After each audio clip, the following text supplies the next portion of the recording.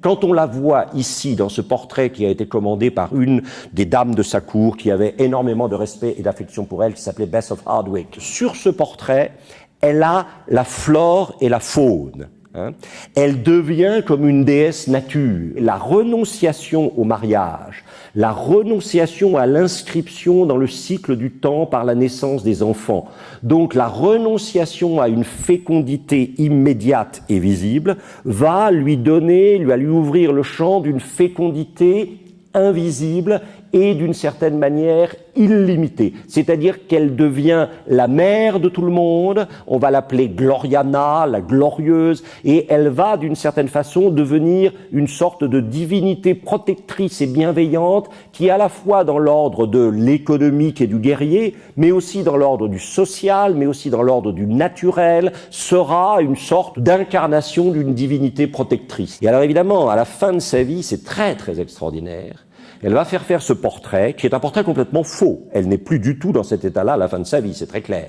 Mais c'est très émouvant. Vous voyez, ce portrait de femme jeune, qu'elle n'est plus, est accompagné d'une devise qui est « Non sine sole iris ». Il n'y a pas d'arc-en-ciel sans soleil. Et elle tient un arc-en-ciel à la main pour bien montrer qu'elle est celle qui déclenche des arcs-en-ciel pour la nation, c'est-à-dire pour la communauté dont elle a le choix. C'est assez beau comme définition du pouvoir. Je ne suis légitime que parce que je déclenche des arcs-en-ciel pour la communauté dont j'ai la responsabilité. Et alors ça, c'est somptueux. Ça, c'est extraordinaire. Comment elle a eu l'intelligence, pour ne pas dire le génie, de dire à son peintre « Vous me mettrez comme attribut de mon pouvoir sur cette robe des yeux, des oreilles et des bouches ». Si ça avait été au début de sa carrière, c'était probablement très orwellien. Je vois tout, j'entends tout, je suis la seule à pouvoir parler.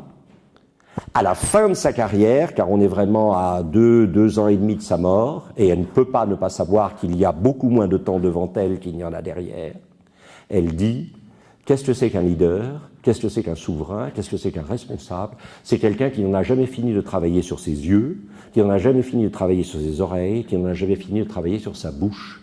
Les yeux pour passer de voir à regarder, à développer une vision, les oreilles pour passer d'entendre à écouter, à discerner, la bouche pour passer d'informer à communiquer. Ça, c'est somptueux. Ce dernier portrait est étonnant. Et on comprend pourquoi cette femme est véritablement à l'origine d'une nation, même si elle est à la fin d'une dynastie.